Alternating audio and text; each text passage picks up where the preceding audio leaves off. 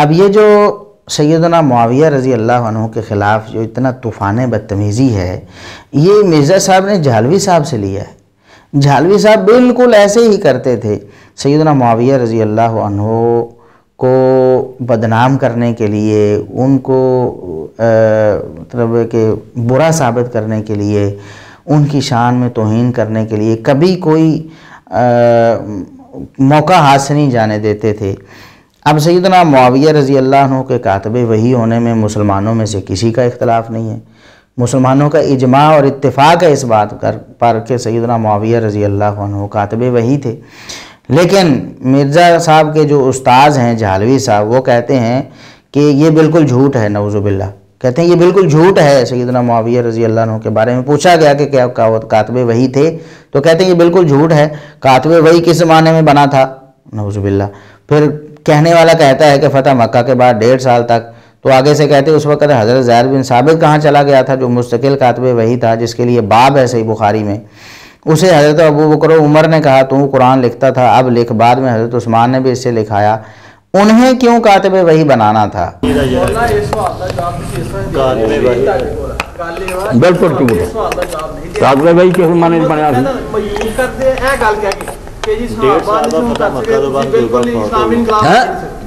ادو کتنے چلا گیا تھا حضرت زید بن ثابت جڑا مستقل کاتب وحی جس لیے باب ہے صحیح بخاری، باب کاتب وحی زید، جنہوں حضرت ابوبکر نے آکھیا عمر نے تو قرآن لکھدا سی تو لکھ، بعد حضرت عثمان نے جس کو لکھایا، انہوں نے کہتے ہیں کاتب وحی بنانا حضرت زید دا عہدہ سی۔ کہتے ہیں کہ سیدنا معاویہ رضی اللہ عنہ کو کیوں کاتب وحی بنانا تھا، نبی کریم صلی اللہ علیہ وسلم کو کیا ضرورت پڑی تھی؟ یہ حضرت زید کا عہدہ تھا، ایک بھی روایت نہیں دکھا سکے صحیح جس میں ہو کہ وہ کاتب وحی تھا، ایک بھی روایت نہیں دکھا سکے صحیح جو ہو کہ کاتب وحی ہوتا۔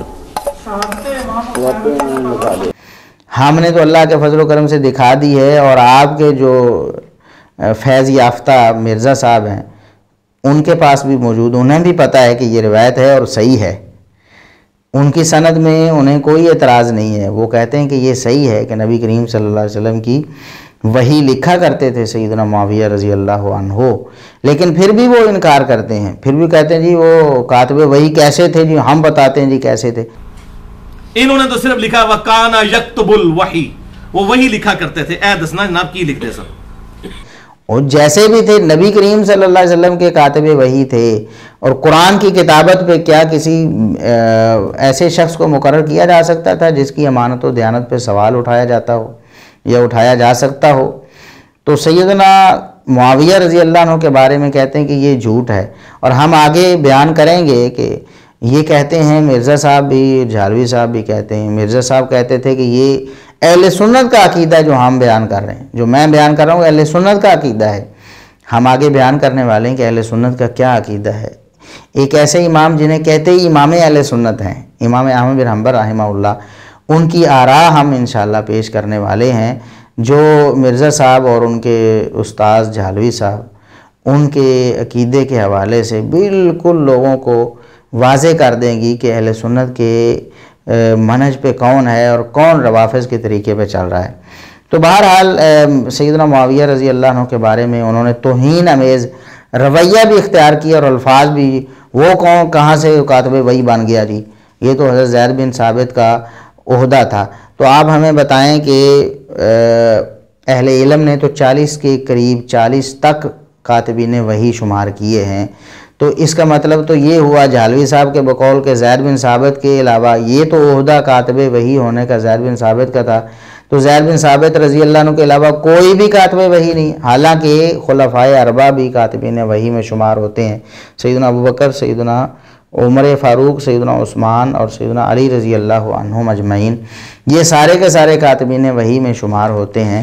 تو جھالوی صاحب کے بقول تو کاتب وحی صرف سیدنا زید بن ثابت رضی اللہ عنہ ہوتے۔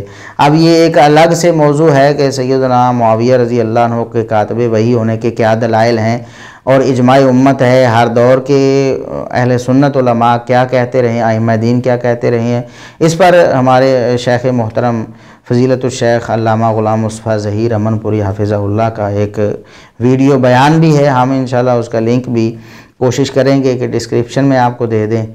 تو وہ بیان بھی آپ سن سکتے ہیں، اس میں سارے دلائل بھی ہیں، ایک تحریر بھی ہے شیخ صاحب کی اسی حوالے سے، مضمون بھی سنہ میں چھپ چکے ہیں، ان میں بھی یہ باتیں بیان ہو چکی ہیں۔ سیدنا معاویہ رضی اللہ عنہ کی یہ فضیلت تھی کہ وہ کاتب وحی تھے، لیکن یہ لوگ فضائل کو تو مانتے ہی نہیں نا، سیدنا معاویہ رضی اللہ عنہ کی فضیلت انہیں ہضم نہیں ہوتی۔ تو یہ ایک یعنی بد زبانی جو جھالوی صاحب نے سیدنا معاویہ رضی اللہ عنہ کے خلاف کی ہے۔ پھر یہ کہتے ہیں کہ ہم اہل سنت کا موقف بیان کرتے ہیں۔ مرزا صاحب کو آپ سن لیں، خود اپنے کانوں سے آپ سنیں کہ مرزا صاحب کیا کہہ رہے ہیں۔ کہتے ہیں کہ میرا نظریہ یوٹیوب پہ موجود ہے، امیر معاویہ اور یزید کے بارے میں اہل سنت کا عقیدہ، میں نے اہل سنت کا عقیدہ بتایا ہے۔ میرا جو نظریہ ہے نا الحمدللہ وہ میرے بھائی ویڈیوز میں ریکارڈڈ ہے، آپ جا کے ایک یوٹیوب پہ کلپ لکھیں حضرت معاویہ اور یزید کے بارے میں سنی عقیدہ، میں نے اپنا عقیدہ نہیں بتایا، اہل سنت کے اماموں کا عقیدہ بتایا، وہ آپ دیکھ لیں۔ میں نے اہل سنت کا عقیدہ بتایا ہے۔ اور دوسری جگہ پر وہ کہتے ہیں کہ جو اماموں نے سمجھا ہے نا، اور اماموں نے آگے سمجھایا ہے، میں نے وہی سمجھا ہے اور وہی لوگوں کو بتا رہا ہوں۔ کیا 1400 سال میں دین صرف آپ اکیلے کو سمجھ آئے، باقی تمام امام، بزرگ، محدث، مفتی، مجتہد سب گمراہ ہیں؟ نہیں، میں نے کب کہا ہے؟ ہم کہتے ہیں کہ اماموں کو جو سمجھ آیا تھا نا، انہوں نے جو آگے سمجھایا نا وہ میں نے سمجھا ہے۔ آپ لوگ تو اماموں کو ماننے کے لیے تیار نہیں ہیں۔ اب ہم امام اہل سنت امام احمد بن حنبل رحمہ اللہ کی زبانی بتاتے ہیں کہ یہ لوگ کیا اہل سنت ہیں یا یہ روافظ کے طریقے پہ ہیں، کیا ان کا جو موقف ہے وہ قرآن و سنت کے مطابق ہے، یہ گمراہوں کے عقیدے نظریے کے مطابق ہے۔ تو ہم کچھ اقوال جو شیخ زبیر علی زئی رحمہ اللہ نے جمع کیے ہیں ایک موقع پر، تو وہ ہم آپ کے سامنے پیش کرتے ہیں۔ امام احمد بن حنبل رحمہ اللہ فرماتے ہیں، جو شخص سیدنا معاویہ رضی اللہ عنہ کا تذکرہ برائی سے کرتا ہے، ان کے بارے میں کوئی بری بات، جس طرح مرزا صاحب کہتے ہیں نا کہ وہ بدعتی ہیں، انہوں نے بدعت جاری کی، اور آگے ہم اس پر مستقل بات کرنے والے ہیں کہ وہ کتنی خطرناک بات ہے، مرزا صاحب کے خود اپنے بقول وہ کتنی خطرناک ہے، وہ ایک بہت بڑا فتویٰ ہے، ہم آگے پیش کرتے ہیں۔ تو امام احمد بن حنبل رحمہ اللہ سے پوچھا گیا جو شخص سیدنا معاویہ رضی اللہ عنہ کا تذکرہ برائی سے کرتا ہے اس کے بارے میں کیا ہے، تو وہ فرماتے ہیں اس کے پیچھے نماز نہیں پڑھنی۔ جو سیدنا معاویہ رضی اللہ عنہ کا تذکرہ برائی سے کرتا ہے اس کے پیچھے نماز نہیں پڑھنی، اور اس کی کوئی عزت نہیں، کوئی احترام نہیں اس کا۔ مرزا صاحب اب آپ کو پتہ چلا کہ اہل سنت کا نظریہ سیدنا معاویہ رضی اللہ عنہ کے بارے میں کیا ہے، اور وہ کتنے حساس ہیں سیدنا معاویہ رضی اللہ عنہ کے بارے میں۔ یہ سوالات ابن ہانی ہیں 296 نمبر پہ، یہ قول امام احمد بن حنبل رحمہ اللہ کا موجود ہے۔ اور دوسرا قول یہ السنہ للخلال میں موجود ہے 658 نمبر پہ، 658۔ جو لوگ کہتے ہیں کہ ہم سیدنا معاویہ رضی اللہ عنہ کو خال المومنین نہیں کہتے، امام احمد بن حنبل رحمہ اللہ ان کے بارے میں کیا فرماتے ہیں؟ جب انہوں نے سنا کہ کچھ لوگ ایسے بھی ہیں جو کہتے ہیں کہ ہم سیدنا معاویہ رضی اللہ عنہ کو خال المومنین نہیں کہتے، تو امام احمد بن حنبل رحمہ اللہ ان پر سخت ناراض ہوئے کہ یہ بہت بڑی حماقت ہے اور بہت بڑا جرم ہے سیدنا معاویہ رضی اللہ عنہ کی یہ فضیلت اور ان کی یہ خصوصیت کہ خال المومنین ہونا، یہ جو نہیں مانتا وہ شخص قابل احترام نہیں ہے بلکہ قابل ناراضی ہے۔ امام بن حنبل رحمہ اللہ اس پر ناراض ہوئے ہیں۔ اسی طرح السنہ للخلال میں ہی 659 نمبر پہ ایک روایت ہے، ایک آدمی نے امام احمد بن حنبل رحمہ اللہ سے پوچھا کہ جو شخص کہتا ہے کہ میں معاویہ کو کاتب وحی نہیں مانتا، نہ انہیں خال المومنین کہتا ہوں، انہوں نے خلافت پر غاصبانہ قبضہ کر لیا تھا، اس کے بارے میں آپ کی کیا رائے؟ وہ کہتا ہے کہ سیدنا معاویہ رضی اللہ عنہ کاتب وحی نہیں ہیں، جس طرح جھالوی صاحب نے کہا کہ یہ بالکل جھوٹ ہے، نعوذ باللہ۔ بالکل جھوٹ ہے، کاتب وحی کے معنی بنیا سی۔ 1.5 سال بعد ادو کتنے چلا گیا حضرت زید بن ثابت جہاں مستقل کاتب وحی جہد لیے باب ہے صحیح بخاری، باب کاتب الوحی، زید جنہوں حضرت ابوبکر نے آخیا عمر نے تو قرآن لکھدا سی تُوں لکھ، بعد حضرت عثمان نے کو لکھایا، انہوں نے کاتب وحی بناؤنا حضرت زید دا عہدہ سی۔ یہ احمد بن حنبل رحمہ اللہ کو بھی جھوٹا کہتے، اور اس بارے میں جھالوی صاحب پر تو ہم اسپیشل کلپ بنانے والے ہیں کہ ائمہ دین پر کتنی وہ زبان درازیاں کرتے ہیں۔ اور ان کی دوغلی پالیسی کیا ہے، کبھی تعریفوں کے پل باندھتے ہیں اور کبھی انہیں نعوذ باللہ جھوٹا اور مکار پتہ نہیں کیا کیا کہتے ہیں۔ تو احمد بن حنبل رحمہ اللہ فرماتے ہیں جو شخص کہتا ہے کہ میں سیدنا معاویہ کو کاتب وحی نہیں مانتا، جس طرح جہلوی صاحب نہیں مانتے، اور جو کہتا ہے میں انہیں خال المومنین نہیں کہتا، جس طرح مرزا صاحب نے مذاق اڑایا کہ خال المومنین ہونا کون سا کوئی فضیلت والی بات، یہ فائدہ دے سکتا ہے کوئی کہ خال المومنین کہا جائے؟ اور ہم یہ سمجھتے ہیں کہ ان کا خال المومنین ہونا ان کو کوئی نفع نہیں دے گا اگر ان کے اعمال درست نہیں ہوں گے۔ تو جو چوتھے محلے کا رشتہ دار ہے انڈائریکٹلی، وہ کدھر رشتہ داری لے کے بیٹھا ہوا ہے کہ اس سے اس کو نفع ہوگا؟ اور تیسری بات کہ انہوں نے خلافت پر غاصبانہ قبضہ کیا تھا، غصب کر لی خلافت۔ تو یہ 3 باتیں جو کہتا ہے تو امام بن حنبل فرماتے ہیں ھذا قول سوء ردیء، یہ انتہائی بری بات ہے اور ردی کی ٹوکری میں پھینکنے کے لائق ہے، یہ بالکل گندی بات ہے۔ یجانبون ھؤلاء القوم، ان لوگوں سے دور رہا جائے گا، ان لوگوں کے قریب بھی نہیں جانا، ان کے پاس بیٹھنا بھی نہیں ہے۔ لا یجالسون، ان کی بات بھی نہیں سننی، ان سے دور رہنا ہے، ان کے پاس بیٹھنا بھی نہیں ہے۔ وَنُبَيِّنُ أَمْرَهُمْ لِلنَّاسِ، اور لوگوں کو ان کی جو بکواسات اور خرافات ہیں وہ بتائیں گے کہ یہ لوگ اتنے خائن ہیں، اتنے بددیانت ہیں کہ ایک صحابی رسول سیدنا معاویہ رضی اللہ عنہ کے بارے میں ایسی باتیں کرتے ہیں، لوگوں کو ان کی کرتوتیں گندی جو ہیں وہ بھی بتانی ہیں۔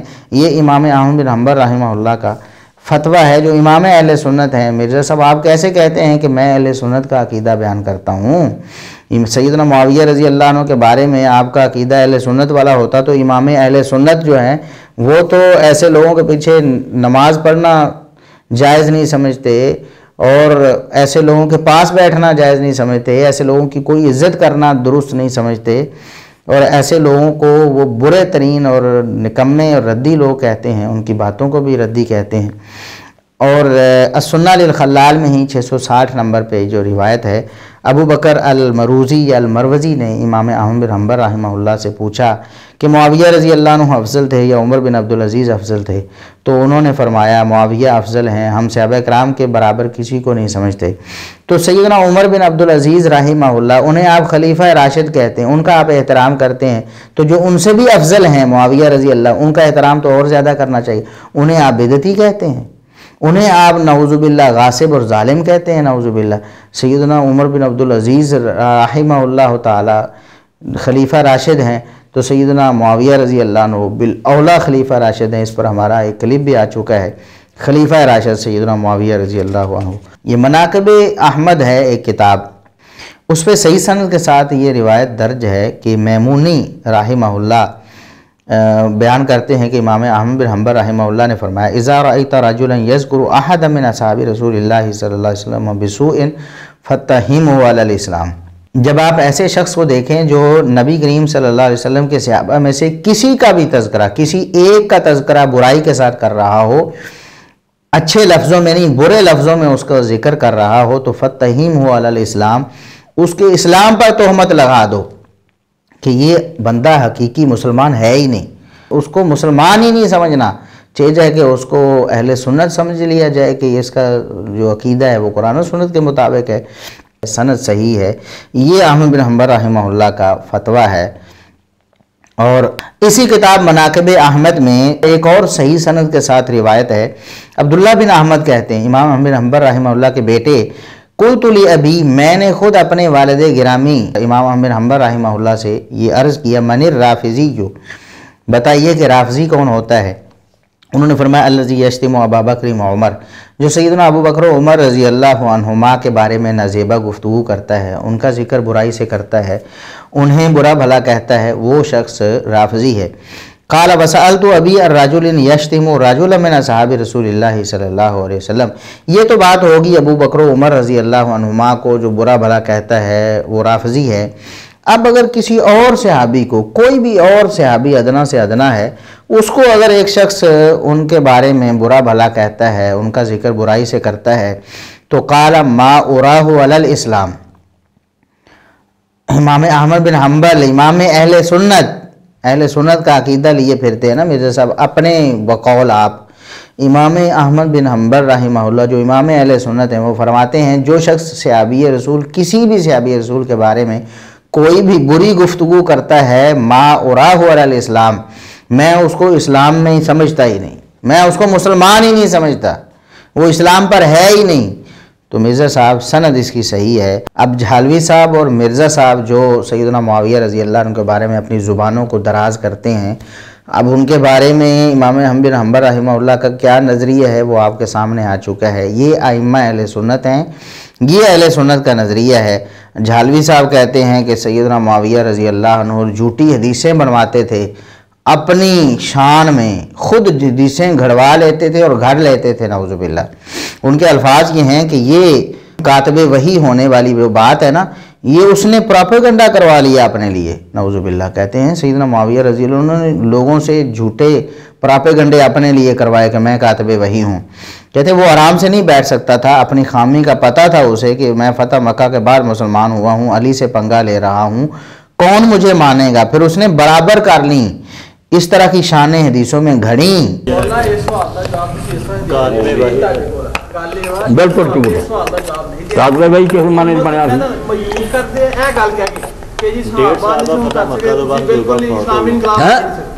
ادو کتنے چلا گیا حضرت زید بن ثابت جہاں مستقل کاتب وحی جی باب ہے صحیح بخاری، باب کاتب الوحی زید، جنہوں حضرت ابوبکر نے آخیا عمر نے تو قرآن لکھدا سی تو لکھ، بعد حضرت عثمان نے کو لکھایا، یہاں کہتے کاتب وحی بناؤنا حضرت زید دا عہدہ سی۔ ایک بھی روایت نہیں بخا سکے صحیح جو ہو گئے کہ کاتب وحی ہوں۔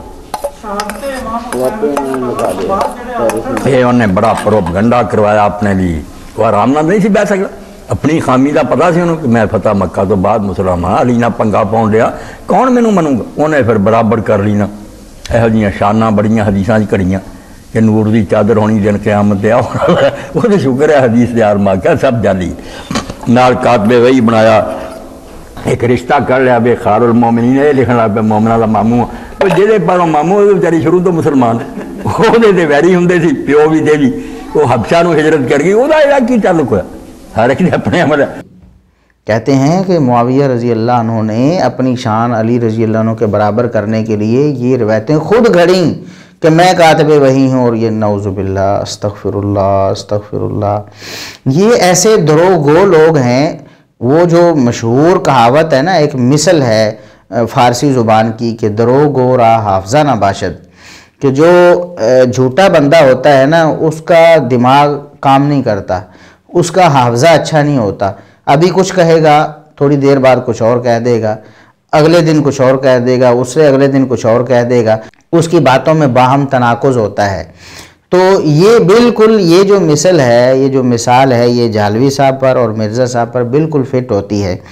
یہ ایک بات کرتے ہیں بھول جاتے ہیں، اسی وقت بھول جاتے ہیں۔ بہت ساری مثالیں ہم نے پہلے بھی پیش کی ہیں، ابھی ہم بتاتے ہیں کہ یہی جھالوی صاحب ایک موقع پر کہتے ہیں حدیث میں اگر سیدنا معاویہ رضی اللہ عنہ جھوٹ بولتے ہوتے تو محدثین بتا دیتے، پھر ان کی روایت معتبر نہ ہوتی، لیکن یہ پرکھ لیا گیا ہے، یہ پرکھ لیا گیا ہے کہ سیدنا معاویہ رضی اللہ عنہ جھوٹے نہیں تھے۔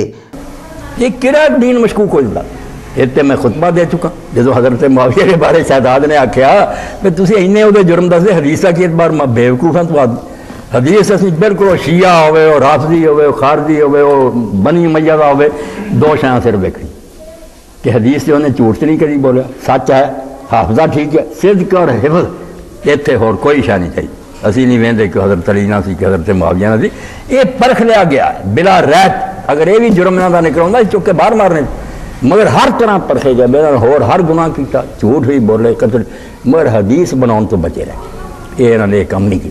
اے گلاں میرے کو سمجھا کرو، خطرہ خطرہ دین نو کوئی نہیں۔ اس موقع پر آپ دیکھ لیں، خود کہہ رہے ہیں کہ سیدنا معاویہ رضی اللہ عنہ نے اپنی شان برابر کرنے کے لیے خود یہ ساری حدیثیں گھڑیں اور جھوٹا پروپیگنڈا کیا اپنے لیے اور کروایا، نعوذ باللہ۔ یہ دیکھیں کتنی بڑی ان کی جسارت ہے۔ نبی کریم صلی اللہ علیہ وسلم کے مقدس اور پاکیزہ جو صحابہ کرام رضوان اللہ علیہم اجمعین ہیں، ان کو لوگوں کے سامنے جھوٹا اور جھوٹی حدیثیں گھڑنے والا اور گھڑوانے والا وہ قرار دے رہے ہیں، نعوذ باللہ۔ یہاں ہم چلتے چلتے مرزا صاحب کی بھی ایک مثال پیش کر دیتے ہیں۔ ویسے تو ہم پہلے بھی پیش کر چکے ہیں کہ مرزا صاحب بھی دوگلی پالیسی اپناتے ہیں، دروغ گوئی کرتے ہوئے ان کا حافظہ بھی جواب دے جاتا ہے، ایک وقت میں کچھ کہتے ہیں، دوسرے وقت میں کچھ کہتے ہیں، جیسے کہ ابھی ہم نے پیش کیا، ایک طرف کہہ رہے ہیں اہل سنت والا عقیدہ ہے اور دوسری طرف سیدنا معاویہ رضی اللہ عنہ پر زبان درازیاں کر رہے ہیں۔ تو امام ابن حنبل رحمہ اللہ کا عقیدہ ہم نے پیش کیا، یہ بالکل الٹ ہے، اہل سنت، وہ اہل سنت کے امام ہیں تو ان کے خلاف عقیدہ بنا کر یہ اہل سنت کا عقیدہ کیسے ہو سکتا ہے؟ تو یہاں ہم ایک اور مثال مرزا صاحب کے حوالے سے پیش کرتے ہیں، اور یہ ایسی مثال نہیں کہ 2 سال پہلے 5-7 سال پہلے انہوں نے ایک بات کہی ہو اور آج وہ دوسری بات کہہ رہے ہیں، تو ظاہر ہے کہ یہ آپس میں تعارض و تناقض ہے۔ 7 سال پہلے والی بات اگر کسی بندے نے اعلانیہ طور پر رجوع نہیں کیا، اس کا موقف نہیں بدلا اور وہ بات دوبارہ سے اس کے الٹ کہہ رہا ہے، تو ظاہر ہے وہ دروغ گوئی کر رہا ہے، وہ جھوٹ بول رہا ہے، غلط بیانی کر رہا ہے۔ یا تو پہلی بات کو کنڈیم کر دے، کہے کہ میرا وہ موقف ٹھیک نہیں تھا، میری تحقیق بدل گئی اور اب میرا موقف یہ ہے، پھر تو ٹھیک ہے، انسان کا موقف بدل سکتا ہے دلائل کی روح سے۔ لیکن یہ کوئی 5-7 سال پرانی بات نہیں ہے، اور 5-7 مہینے بھی پرانی نہیں ہے، اور 5-7 دن بھی پرانی نہیں ہے، حتیٰ کہ 5-7 منٹ بھی پرانی نہیں ہے۔ مرزا صاحب کو یہ بھی یاد نہیں رہتا کہ میں نے 2 منٹ پہلے کیا کہا تھا، صرف 2 منٹ کے فاصلے پہ ایک بات کہہ رہے ہیں اور اسی بات کو کنڈیم کر رہے ہیں 2 منٹ بعد، بالکل 2 منٹ کا فاصلہ ہے۔ آپ خود یہ بات ان کی ویڈیو میں دیکھ سکتے ہیں، ہم سکرین شاٹ بھی لگا دیں گے اور ان کی ویڈیو ہم سنا بھی دیتے ہیں، آپ اندازہ بھی لگا لیں گے کہ ایک ہی لیکچر ہے اور ایک ہی سیکوینس میں ٹائمنگ بھی ہم آپ کے سامنے دکھائیں گے کہ ٹائمنگ بھی 2 منٹ کا صرف فاصلہ ہے۔ مرزا صاحب پہلے خود اپنی بات کر رہے تھے، اپنے حوالے سے اپنا موقف پیش کر رہے تھے کہ تراویح سرے سے کوئی نماز ہے ہی نہیں، نفلی نماز ہے۔ تو اس پہ انشاءاللہ ہم رمضان المبارک سے پہلے ایک ویڈیو بھرپور ریکارڈ کروائیں گے۔ غامدی صاحب کا موقف جو تراویح کے حوالے سے مرزا صاحب کا اور جھالوی صاحب کا، اس کا ہم جائزہ لیں گے کہ یہ کیا قرآن و سنت کے موافق ہے یا مخالف ہے۔ انشاءاللہ اس پر بھرپور لیکچر ہوگا، ابھی ہم اس کو ڈسکس نہیں کر رہے، صرف بتانا یہ چاہتے ہیں کہ مرزا صاحب ایک لفظ خود بولتے ہیں 2 منٹ پہلے اور 2 منٹ بعد اسی لفظ پر جرح کر رہے ہیں کہ یہ لفظ غلط ہے، نہیں بولنا اسے۔ کہتے ہیں کہ یہ تو بخاری و مسلم میں ہے کہ نبی علیہ السلام نے ڈانٹا تھا، کہتے ہیں نبی علیہ السلام نے ڈانٹا تھا، اور یہ بات 2 دفعہ انہوں نے بولی۔ کہتے ہیں نبی علیہ السلام نے ڈانٹا تھا، یہ بالکل صحیح ہے، آپ نے ڈانٹا تھا کہ میرے ساتھ آ کے شامل نہ ہوں، علیحدہ سے نماز پڑھو۔ جب صحابہ کرام تیسرے دن بھی آئے تو نبی کریم صلی اللہ علیہ وسلم نے پھر جماعت نہیں کروائی تیسرے دن کے بعد، تو آپ نے فرمایا کہ مجھے ڈر ہے کہ تمہارے اوپر فرض نہ ہو جائے۔ تو کہتے ہیں کہ نبی صلی اللہ علیہ وسلم نے ڈانٹا تھا، 2 دفعہ کہتے ہیں کہ آپ نے ڈانٹا تھا کہ میرے ساتھ آ کے شامل نہ ہوں، الگ سے یہ نماز پڑھیں۔ اور یہ تو بخاری مسلم میں ہے کہ نبی علیہ السلام نے ڈانٹا تھا، بالکل صحیح ہے، آپ نے یہ ڈانٹا تھا کہ میرے ساتھ آ کے نہ شامل ہو۔ لیکن 2 منٹ بعد سوال ہوا مرزا صاحب سے، 2 منٹ بعد، اسی بات کرنے کے 2 منٹ بعد آپ کہہ رہے ہیں، خود کہہ رہے ہیں کہ نبی صلی اللہ علیہ وسلم نے ڈانٹا تھا، اور 2 مرتبہ کہہ رہے ہیں کہ آپ نے ڈانٹا تھا صحابہ کو۔ 2 منٹ بعد جب سوال ہوا کہ شیعہ عالم نے تقریر کی، اس نے کہا کہ نبی صلی اللہ علیہ وسلم نے پڑھانی ہوتی تو جامع مسجد میں تشریف لے جاتے، چونکہ شیعہ بھی تراویح کے مخالف ہیں نا، تو غامدی صاحب بھی مخالف ہیں، تو کہتے ہیں کہ اگر نبی صلی اللہ علیہ وسلم نے پڑھانی ہوتی، یہ شیعہ کی بات کر رہے ہیں، تو صحابہ زبردستی شامل ہوئے، آپ نے پڑھانی ہوتی خود مسجد میں آ کے پڑھاتے، آپ تو گھر میں تھے، صحابہ نے پیچھے صفیں باندھ لیں۔ کہتے ہیں صحابہ تو زبردستی شامل ہوئے، تو آپ نے صحابہ کو ڈانٹ کر مسجد سے نکالا، آپ نے صحابہ کو ڈانٹ کر مسجد سے نکالا۔ یہ ایک شیعہ عالم کی بات ان کے سامنے پیش کی گئی۔ اس کے جواب میں مرزا صاحب کیا کہتے ہیں؟ ڈانٹ کے نہیں، کہتے ہیں یہ بات غلط ہے، اس طرح نہیں تھا، ڈانٹا نہیں آپ صلی اللہ علیہ وسلم، ڈانٹ کے نہیں نکالا آپ صلی اللہ علیہ وسلم نے، آپ غضبناک ہوئے، آپ نے غضبناک ہونے کی وجہ یہ نہیں بتائی، آپ نے بتایا کہ مجھے خطرہ ہے تم پر فرض نہ ہو جائے، پڑھنے کو غلط نہیں کہا۔ تو کہتے ہیں الفاظ کے چناؤ میں ایک نقطے سے محرم سے مجرم بن جاتا ہے، الفاظ کا چناؤ صحیح ہونا چاہیے، ورنہ ایک نقطے سے محرم سے مجرم بن جاتا ہے. آپ کہہ رہے ہو کہ ڈانٹ کر نہیں ڈانٹ کر نہیں, آپ صلی اللہ علیہ وسلم صرف ناراض ہوئے اور وہ بھی ان کی خیر خواہی میں, آپ نے ڈانٹا نہیں ہے انہیں. جو شیعہ عالم نے ایک تقریر کی وہ کہتا ہے جی رسول پاک صلی اللہ علیہ وسلم نے تو ان کو وہ خود آ کے کھڑی ہوں, آپ صلی اللہ علیہ وسلم اگر پڑھانی ہوتی تو جامعہ مسجد میں تشریف لے جاتے, وہ تو زبردستی کہتے ہیں آئے اور آپ صلی اللہ علیہ وسلم ان کو ڈانٹ کے نکال دیا, تو یہ سنت کہاں سے؟ ڈانٹ کے نہیں, وہ اس طرح نہیں تھا, وہ آپ صلی اللہ علیہ وسلم غضبناک ہوئے اور آپ نے غضبناک ہونے کی وجہ یہ نہیں بتائی ہے. آپ نے بتایا کہ مجھے خطرہ ہے تم پہ فرض نہ ہو جائے. آپ نے یہ نہیں کہا کہ تم پڑھ کے کام غلط کر رہے ہو, اس پڑھنے کو غلط نہیں کہا آپ نے. تو الفاظ کے چناؤ میں ایک نقطے سے محرم سے مجرم بن جاتا ہے. اور ادھر کہہ رہے ہیں آپ نے ڈانٹا ہے, 2 دفعہ کہہ رہے ہیں, اور ادھر کسی اور کا حوالہ آیا ہے کہ اس نے کہا کہ ڈانٹا, تو کہتے ہیں ڈانٹ کے نہیں بلکہ آپ ناراض ہوئے ہیں, اور ناراض اس لیے ہوئے ہیں, وہ بات انہوں نے آگے, وہ تو بات صحیح ہے کہ آپ اس لیے انہیں منع کر رہے تھے کہ کہیں ان پر فرض نہ ہو جائے. بتانا صرف یہی مقصود تھا کہ صرف 2 منٹ کے فاصلے پہ پہلے کہتے ہیں کہ ڈانٹا ہے, پھر کہتے ہیں ڈانٹ کے نہیں, بالکل یہ صحیح بات نہیں ہے, ایسے نہیں تھا. کہتے ہیں کہ ایک نقطہ محرم سے مجرم بنا دیتا ہے. مرزا صاحب آپ تو نقطہ کیا, حروف کیا, کلمات کیا, اور آیتیں کیا, حدیثیں کیا, کتابیں کیا, سب کچھ برباد کیے جا رہے ہیں, پھر بھی آپ کو یہ ڈر نہیں آتا کہ آپ محرم سے مجرم بن سکتے ہیں. اللہ تبارک و تعالیٰ آپ کو ہدایت نصیب فرمائے. مرزا صاحب ہمیشہ سیدنا معاویہ رضی اللہ عنہ اور سیدنا ابو سفیان رضی اللہ عنہ اور دیگر جو صحابہ کرام ہیں, جو سیدنا علی رضی اللہ عنہ کے سیاسی طور پر ہم نوا نہیں تھے, ان کے خلاف اپنی زبان دراز کرتے رہتے ہیں. کہتے ہیں کہ آج جو صحابہ پر لعنت کر رہے ہیں ان سے بڑے مجرم وہ لوگ ہیں جنہوں نے حضرت علی پر اپنے دور میں لعنت کروائی, کیونکہ ان کو تو نبی کی صحبت بھی ملی تھی. آج 1400 برس گزر چکے ہیں. آج کے کمزور مسلمان کو آپ بینیفٹ آف ڈاؤٹ دے سکتے ہیں کہ اس کو پتہ نہیں, اس تک تو جو ٹوٹا پھوٹا دین پہنچا اس نے یہی سمجھا کہ یہ اصحاب اہل بیت کے دشمن تھے, لیکن جنہوں نے نبی علیہ السلام کا مبارک زمانہ پایا اس کے باوجود حضرت علی کے ساتھ زیادتیاں کیں, وہ اللہ کے سامنے کیا آرگیومنٹ کریں گے؟ آج جو لوگ صحابہ پر لعنت کر رہے ہیں نا, ان سے بڑے مجرم وہ لوگ ہیں جنہوں نے حضرت علی پہ اپنے دور کے اندر لعنت کروائی ہے, کیونکہ ان کو تو نبی کی صحبت بھی ملی تھی. آج تو 1400 سال گزر چکے ہیں. آج کے کمزور مسلمان کو آپ بینیفٹ آف ڈاؤٹ دے سکتے ہیں کہ اس کو پتہ نہیں, اس تک تو جو ٹوٹا پھوٹا دین پہنچا اس نے یہی سمجھا کہ یہ اصحاب جو ہیں وہ اہل بیت کے دشمن تھے. لیکن جنہوں نے نبی الاسلام کا مبارک زمانہ پایا اس کے باوجود حضرت علی کے ساتھ زیادتیاں کی ہیں, وہ اللہ کے سامنے کیا آرگومنٹ کریں گے؟ ہم یہ بات پہلے بڑی تفصیل سے پیش کر چکے ہیں اور کئی دفعہ پیش کر چکے ہیں. اسی لیکچر میں بھی پہلے یہ بات ہو چکی ہے کہ سیدنا معاویہ رضی اللہ عنہ اور سیدنا ابو سفیان رضی اللہ عنہ, ان میں سے کسی سے سیدنا علی رضی اللہ عنہ پر لعنت کرنا یا کروانا بالکل ثابت نہیں ہے.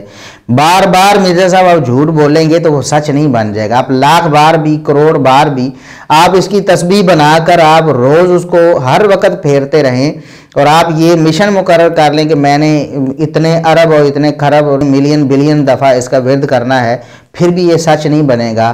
سیدنا معاویہ رضی اللہ عنہ اور سیدنا ابو سفیان رضی اللہ عنہ نے نہ سیدنا علی رضی اللہ عنہ پر, نہ اہل بیت پر کبھی لعنت کی, نہ بھی کبھی کروائی, نہ خود ممبر پر چڑھ کے کبھی کوئی ان کے حوالے سے نازیبہ بات کی اور نہ کروائی. یہ آپ قیامت تک ثابت نہیں کر سکتے. یہ جھوٹ آپ بار بار بولتے رہیں گے تو یہ سچ نہیں بنے گا. لیکن آپ کی خباثت جو سیدنا معاویہ رضی اللہ عنہ اور سیدنا ابو سفیان رضی اللہ عنہ کے بارے میں وہ کھل کر سامنے آ گئی. آپ نے کہا کہ ان روافظ کے مقابلے میں وہ بڑے مجرم ہیں, نعوذ باللہ. کہتے ہیں وہ صحابہ بڑے مجرم ہیں. یہ احترام ہے نا. ایک طرف جالوی صاحب کہتے تھے غلطی بیان کرنا جو ہے نا وہ تو دین ہے, وہ کرنی چاہیے, ہاں احترام قائم رہنا چاہیے. جو احترام نہیں کرتا, جو بے احترامی کرتا ہے, جو بے ادبی کرتا ہے, وہ نعوذ باللہ. آپ وہ لفظ جو بولے جھالوی صاحب نے, وہ بدبخت ہے, وہ پتہ نہیں اس کے منہ پر لعنت کرو, اس پہ منہ پہ گند ڈالو, پتہ نہیں کیا کیا انہوں نے کہا. اے نچوڑا میریاں ساریاں تقریراں کہ صحابی تے اعتراض کرنا اور تے نقطہ چینی کرنی بالکل دین ہے. یاد رکھو جڑے اکھاں میٹدے نے نہیں, بزرگاں دی غلطیاں سامنے آ جانیاں, ظالم دے پتر ہیں. انہاں غلطیاں پروں جڑے انہوں نے برا کہندے وہ بھی بے وقوف ہیں. تسی آپ کنے گناہ کر دے جی. اس تو اللہ دی قسم ہے جھوٹے لوگ ہیں, سارے گروہ جھوٹے ہیں کہ گل نوں سمجھن دی کوشش نہیں کردے کہ غلطی کی ہوئی ہے جنہیں درست کرنا, انہوں ایک نظائر جھگڑے دی گل بنا لے. برا پلا کہنا, برا پلا نہیں, وہ تے لعنت ہے جڑا برا پلا کم بختو کہندا, نبیوں کو برا پلا کہندا علیہ السلام. قرآن چ انہاں دی غلطیاں بھائی قرآن نے لحاظ نہیں کیتا, نہ نبیاں دا نہ صحابے. شرک دے صرف گال مندہ بیدی گستاخی وہ جو کرتا ہے منہ تے لعنت حدیث پڑھو نہ دین نہ ٹھٹا کرو برا پڑا جڑا ہوتا ہے منہ تے راکھ پاؤ اس کے اندر نہ گندگی پھینکو کہ برا نہیں مگر جس طرح انبیاء دے واقعات اللہ نے برے کہہ نہیں دسے نصیحت پھڑ لی کہ کچھ بندے بن دو کہ باقی برا پڑا کہنے والا جڑا وہ حرامی ہے بالکل خبیث آدمی ہے. خود جالوی صاحب بد زبانی کرتے ہیں اور مرزا صاحب زبان درازی کرتے ہیں, جھوٹے پراپیگنڈے کرتے ہیں ان کے خلاف, کہتے ہیں کہ یہ روافظ سے بڑے مجرم ہیں نعوذ باللہ. اب دیکھیں روافظ جنہیں ہر دور کے ائمہ دین ائمہ اہل سنت کہتے رہے ہیں کہ یہ جو لوگ ہیں جانوروں میں ہوتے تو گدھے ہوتے اور یہ پرندوں میں ہوتے تو گدھ ہوتے, ان کے بارے میں کہہ رہے ہیں کہ یہ چھوٹے مجرم ہیں اور ان کو بینیفٹ آف ڈاؤٹ مل سکتا ہے, ہو سکتا ہے انہیں ویسے ہی معاف کر دیا جیسے صحابہ کی گستاخیاں, ابو بکر و عمر رضی اللہ عنہ, عثمان رضی اللہ عنہ کی تکفیر و تفسیق نعوذ باللہ, اور ان کو گالیاں اور ان کو نعوذ باللہ منافق کہنا اور یہ سارا کچھ کہتے ہیں انہیں بینیفٹ آف ڈاؤٹ مل سکتا ہے, انہیں معافی بھی مل سکتی ہے, لیکن وہ تو بڑے مجرم ہیں نعوذ باللہ جو صحابہ کرام ہیں. یہ صحابہ کرام کا ادب ہے مرزا صاحب آپ کے بقول, آپ کے نزدیک آپ کی منطق کے مطابق صحابہ کا ادب یہ ہے کہ انہیں روافظ سے بڑے مجرم کہا جائے نعوذ باللہ. تو حالانکہ جس بنا پر آپ کہہ رہے ہیں وہ بنیاد ہی جھوٹی ہے. سیدنا معاویہ رضی اللہ عنہ اور سیدنا ابو سفیان رضی اللہ عنہ نے نہ کبھی لعنت سیدنا علی پر کی ہے نہ کروائی ہے. قیامت کے دن آپ کیا جواب دیں گے اللہ تبارک و تعالیٰ کو؟ ایک طرف دشمنان دین تھے, دشمنان صحابہ تھے, ایک طرف میرے نبی کریم صلی اللہ علیہ وسلم کے سسر مبارک, اور ایک طرف نبی کریم صلی اللہ علیہ وسلم کے برادر نسبتی سیدنا معاویہ رضی اللہ عنہ کاتب وحی, ان کے بارے میں یہ کہتے ہیں کہ یہ بڑے مجرم ہیں نعوذ باللہ. اور ہم یہاں بتانا چاہتے ہیں کہ آپ نے ہر وقت آپ نے روافظ کی طرفداری کی ہے. روافظ جو ہیں جو دشمنان صحابہ ہیں ان کے لیے آپ کا نرم گوشہ ہے, آپ انہیں بینیفٹ آف ڈاؤٹ دیتے رہتے ہیں, ہر معاملے میں انہیں بری کرنے کی کوشش کرتے ہیں. اور جھالوی صاحب بھی ایسے کرتے تھے کہ اگر وہ گالیاں دیتے ہیں تو کیا ہوا جی, انہیں بھی پتہ ہی ایسے چلا کہ دیکھو جی عمر رضی اللہ عنہ نے یوں کر دیا وہ کر دیا, اس لیے ان کا موقف یہ بن گیا کہ عمر رضی اللہ عنہ برے ہیں اور وہ گالیاں دیتے ہیں نعوذ باللہ. تو لہٰذا یہ جسٹیفائی کرتے ہیں, ان کی گالیوں کو جسٹیفائی کرتے ہیں کہ ٹھیک ہے وہ گالیاں دیتے ہیں تو تب بھی ٹھیک ہے, وہ بھی اللہ کے ولی ہیں, وہ بھی نیک لوگ ہیں, اگرچہ وہ ابو بکر و عمر کو گالیاں دیتے ہیں نعوذ باللہ. یہ ساری رعایت اور یہ ساری جو گنجائش ہے نا یہ آپ نے روافظ کے لیے رکھی ہوئی ہے. اور اگر اہل سنت میں سے کوئی شخص غلطی کر جائے تو پھر آپ کا فتویٰ بالکل بدل جاتا ہے. جھالوی صاحب بھی کہتے ہیں کہ ایسے لوگ جنہوں نے سیدنا علی رضی اللہ عنہ کے بارے میں کوئی بات کی وہ جو ہیں وہ حرامی ہیں. ہم تو ان کو اہل سنت نہیں مانتے نا جو سیدنا علی رضی اللہ عنہ کی گستاخی کرتے ہیں, لیکن جھالوی صاحب ان لوگوں کی بات کر رہے ہیں جو علی رضی اللہ عنہ کی گستاخی نہیں کرتے تھے, لیکن انہوں نے جس طرح آپ نے روایات ایک طرف کی پیش کی انہوں نے دوسری طرف کی روایات بھی پیش کر دیں. تو کہتے ہیں یہ حرامی لوگ ہیں جنہوں نے BA MA کی کتابوں میں یہ لکھ دیا کہ علی رضی اللہ عنہ پچھتائے کہ میں نے یہ کام کیوں کیا. جنیاں BA MA لائیاں حرام زادیاں دی لکھیاں کہ علی نے حسن نو مقرر کرتا سی, علی پچھتاؤندا رہا سی, اے ظالم دے پتر ہے. اور بھئی انہوں نے تو رافضیوں کی کتابوں سے ہی, یہ شیعوں کی کتابوں سے مواد نکال کر لکھا. ان کتابوں میں لکھا ہوا ہے کہ علی رضی اللہ عنہ پچھتاتے تھے کہ میں نے یہ کیا کر لیا ہے, یہ لوگ جو ہے کوفے والے ہیں میرا ساتھ نہیں دیتے, یہ ساری باتیں لکھی ہوئی ہیں ادھر. تو اہل سنت کو آپ کہتے ہیں یہ حرامی نعوذ باللہ, حالانکہ ان میں سے کسی نے سیدنا علی رضی اللہ عنہ کے بارے میں یہ نہیں کہا نعوذ باللہ کہ وہ بدعتی, وہ کافر, وہ فاسق, کچھ بھی نہیں کہا نعوذ باللہ, ایسی کوئی بات نہیں کی, پھر بھی انہیں حرامی کہہ دیا. لیکن روافظ وہ سیدنا ابوبکر و عمر رضی اللہ عنہما کو کافر منافق بھی کہتے رہیں, آپ کہتے ہیں بینیفٹ آف ڈاؤٹ ملے گا انہیں بینیفٹ آف ڈاؤٹ ملے گا. اور مرزا صاحب کیا کہتے ہیں, فتویٰ کسی نے پوچھا کہ ہم کسی مولوی صاحب سے کسی مفتی صاحب سے فتویٰ لیتے ہیں, وہ ہمیں غلط فتویٰ دیتا ہے تو ہم اس غلط بات پر عمل کرنے کی وجہ سے گناہگار تو نہیں ہوں گے؟ انہوں نے کہا ضرور گناہگار ہوں گے. آپ کے مفتی صاحب غلط فتویٰ دیتے ہیں, آپ پر فرض تھا کہ آپ اس کو جانچتے پرکھتے, اگر آپ نے اس پر غلط طور پر عمل کر لیا غلط فتوے پر, آپ اللہ کے ہاں مجرم ہوں گے. کسی مفتی صاحب سے جب ہم دین کا کوئی مسئلہ پوچھتے ہیں تو وہ جو بھی بتا دیتا ہے اس پر عمل کر کے کرنے سے ہم گناہگار تو نہیں ہوں گے؟ اگر وہ غلط مسئلہ بتاتا ہے ضرور ہوں گے جناب, کیوں نہیں ہوں گے؟ یہی میں آپ سے ذرا پوچھوں کہ آپ کے مفتی صاحب اگر آپ کو کسی ایسی دکان کا پتہ بتائیں جہاں سے گٹر ملا ہوا دودھ ملتا ہو، کیا اس دودھ کی چائے بنا کے آپ بیمار تو نہیں ہوں گے؟ ہاں، یا آپ کہیں گے جی وہ مفتی صاحب ہی بیمار ہوں گے جنہوں نے غلط مشورہ دیا ہے، مجھے تو بیمار نہیں پی تسی رہے ہو دودھ تسی بیمار کیوں نہیں ہو گے؟ جو برائی مفتی صاحب نے آپ کو سجیسٹ کی ہے، آپ نے اگر بغیر تحقیق کے اس کے پیچھے چلے، اس کا وبال آپ پر ہوگا، ورنہ تو دنیا میں اکثر لوگ تو فالو ہی کر رہے ہیں نا لوگوں کو، ان کے پاس تو بڑا اچھا لیم ایکسکیوز ہوگا۔ Ignorance is not any excuse in this world۔ ایک بندہ موٹر وے پہ 140 کی سپیڈ میں گاڑی چلاتا ہے، چلان ہو جاتا ہے، وہ کہے جی مجھے پتا نہیں تھا، تو وہ کہے گا جناب ہوں پتا لگ گیا جی ایدے ہونا 1400 روپیہ، وہ کہے گا جی ہوں چھوڑ دے، وہ کہے گا نہیں یار آپ اگر موٹر وے پہ آئے تھے تو موٹر وے کے قوانین تو آپ کو سیکھنے تھے نا۔ اسی طریقے سے ایک بندہ اللہ نے پیدا کیا ہے، اس نے علم دین حاصل نہیں کرنا،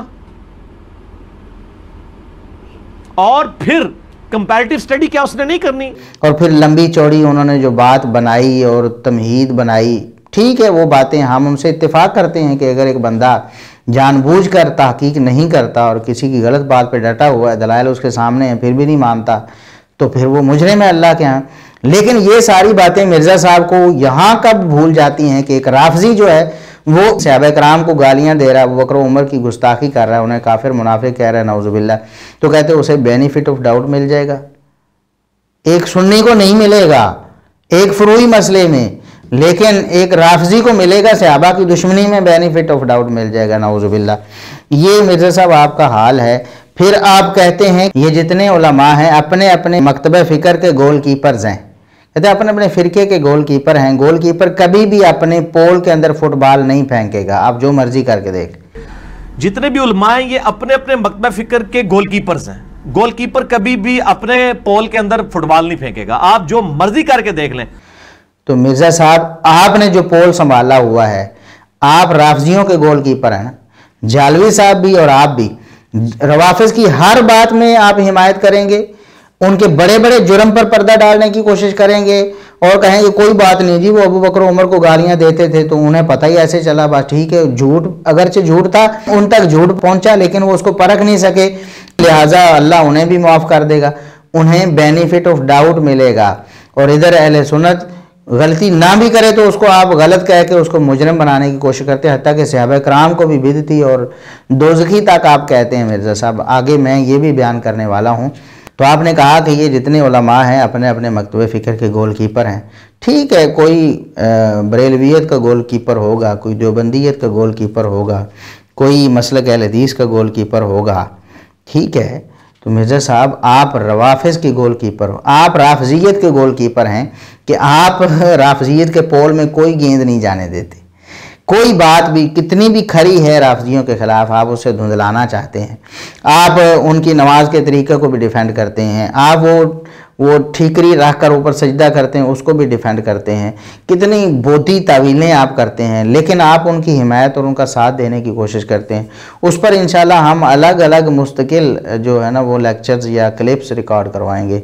تو آپ روافظ کی حمایت کرتے ہیں، ان کے گول کیپر ہیں، ہمیں اللہ کے فضل و کرم سے یہ فخر ہے اس بات کر کے ہم صحابہ کے گول کیپر ہیں، ہم صحابہ کی کورٹ میں کوئی گیند نہیں جانے دیں گے، ہم ان کی پول میں کوئی گیند نہیں جانے دیں گے، کسی رافضی کی کوئی کک جو ہے ہم اس کو صحابہ کرام تک نہیں پہنچنے دیں گے، ہم اپنے سینوں پہ، ہم اپنے ہاتھوں پہ، ہم اپنے سروں پہ جیسے بھی ممکن ہوا ہم گول کیپنگ کریں گے۔ مرزا صاحب صحابہ کرام کی گول کیپنگ کریں گے، ہم صحابہ کرام کے گول کیپر ہیں اور آپ روافظ کے گول کیپر ہیں، آپ رافضیوں کے خلاف کوئی بات نہیں سننا چاہتے، ہم صحابہ کرام کے خلاف کوئی بات نہیں سننا چاہتے۔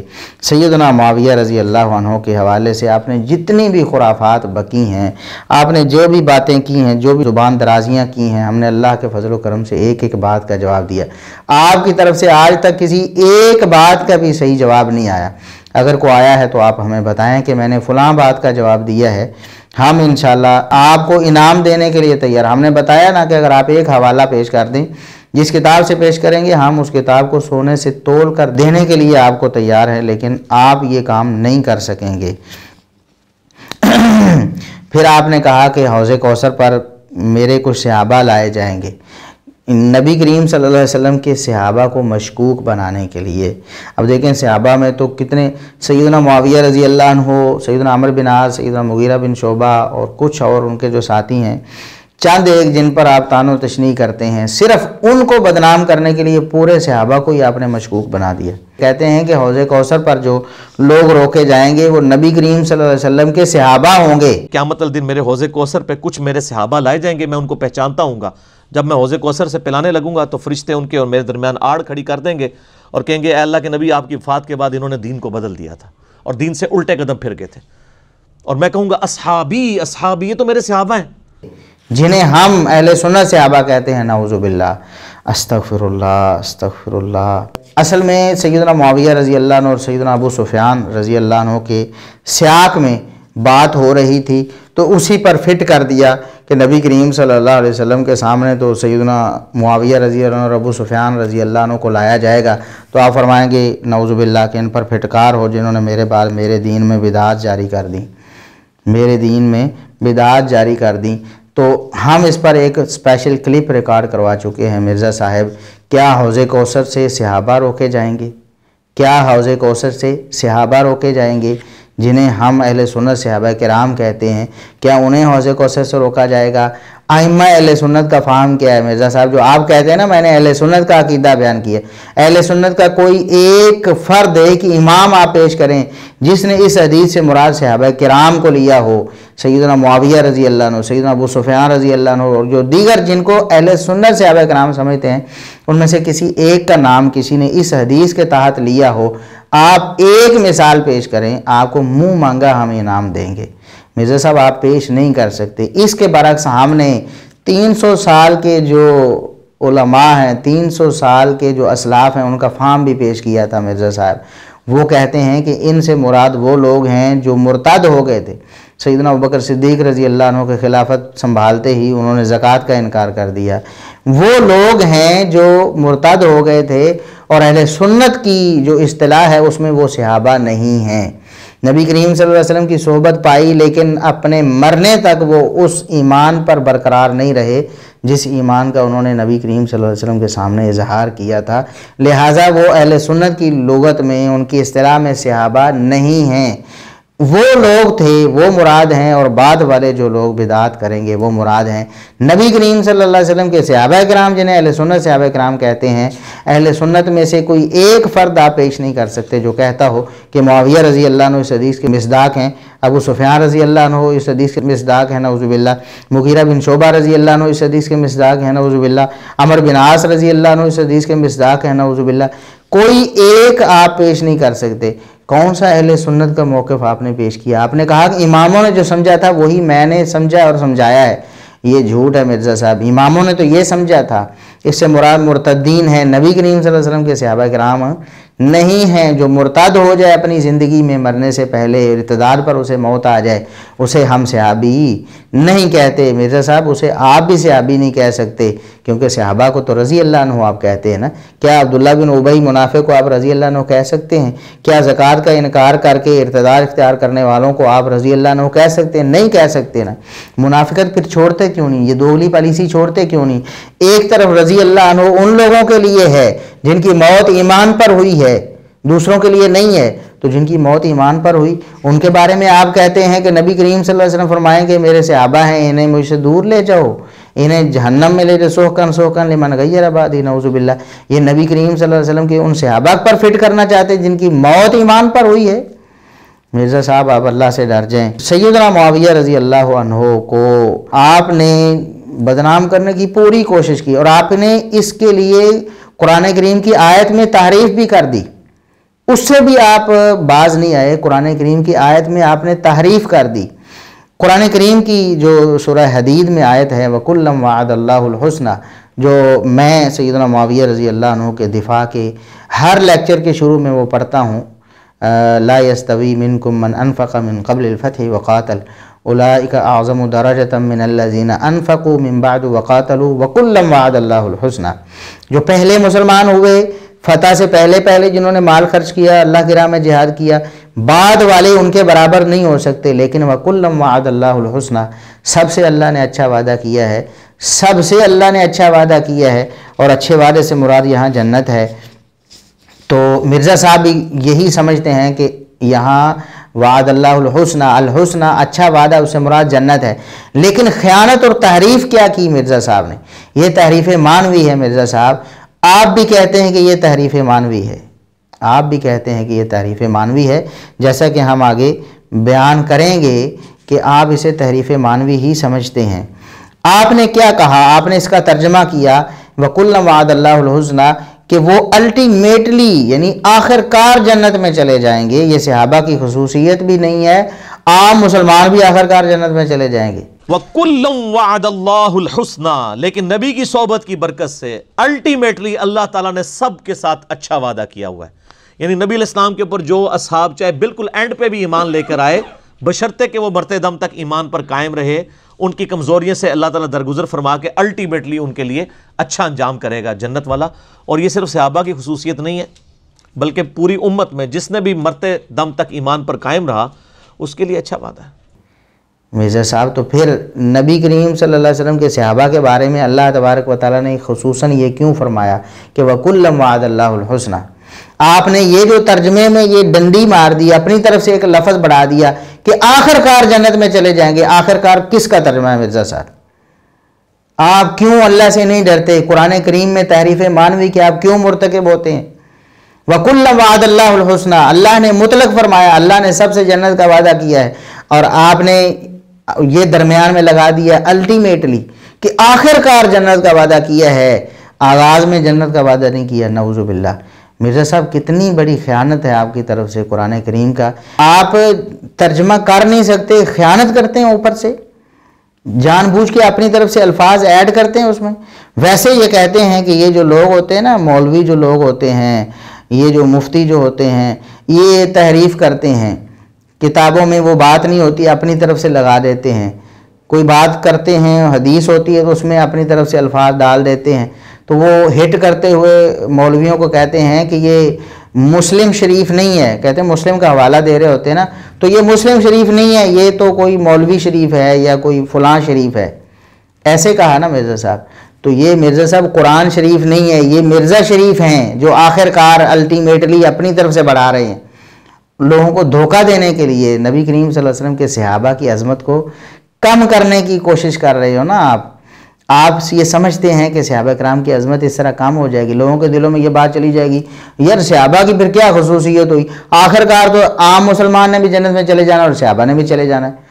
یہی بات آپ نے کہی نا کہ یہ صحابہ کی کوئی خصوصیت نہیں، عام مسلمان بھی آخر کار جنت میں چلے جائیں گے۔ تو نعوذ باللہ، کتنی بڑی جسارت ہے مرزا صاحب آپ کی۔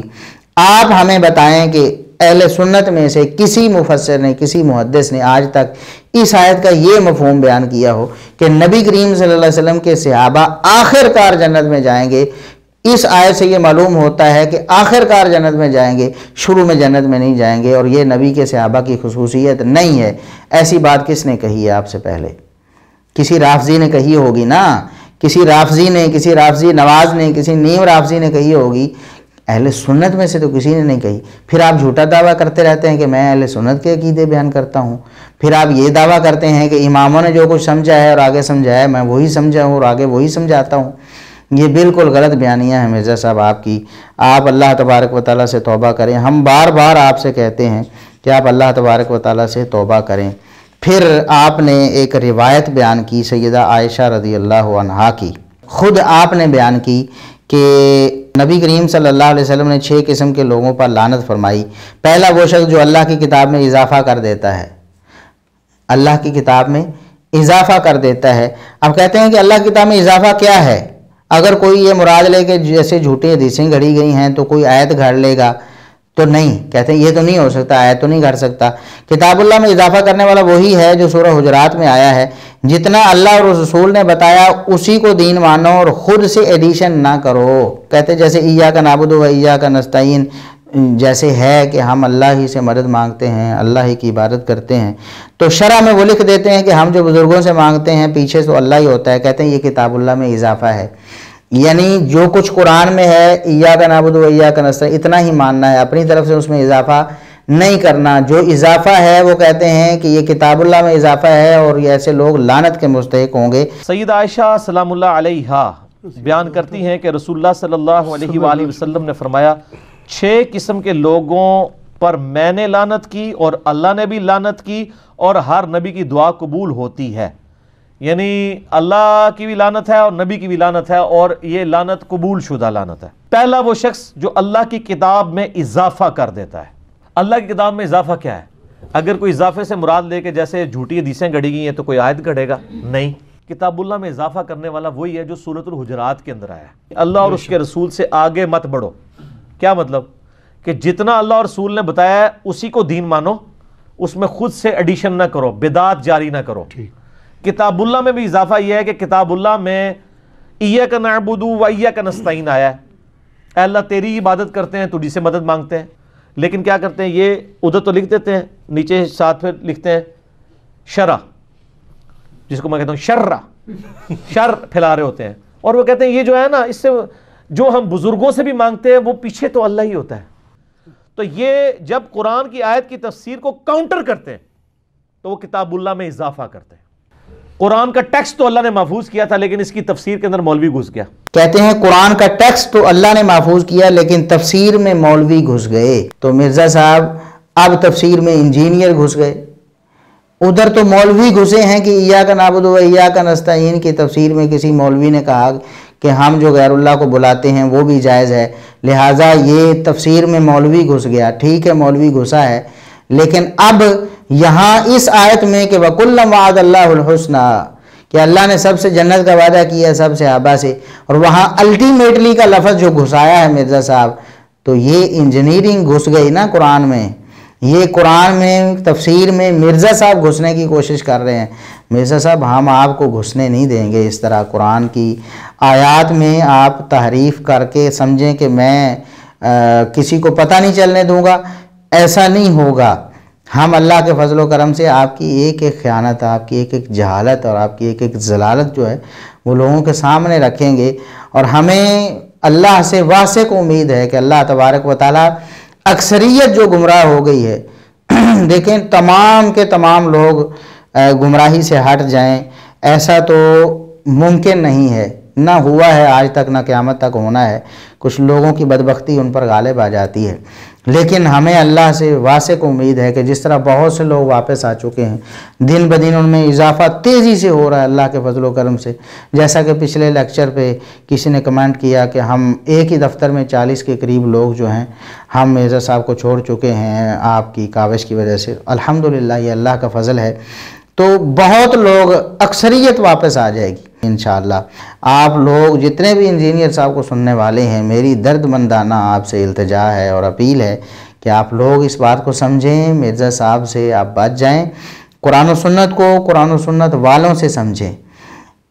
انجینئرنگ اگر آپ نے سیکھنی ہے مرزا صاحب سے سیکھیں, بلا شبہ سیکھیں, ہم آپ کو نہیں روکیں گے. قرآن و سنت سیکھنا ہے تو قرآن و سنت کے جو ماہرین ہیں, جو قرآن و سنت کو سمجھتے ہیں, جو عربی زبان پہ عبور رکھتے ہیں, جو سلف صالحین کے نقش قدم پہ چلتے ہیں, آپ ان سے قرآن و سنت سیکھیں گے نا. کہ ایک ایسا شخص جو جاہل ہے, جسے پتہ ہی نہیں, آپ اس سے کیسے سیکھ سکتے ہیں؟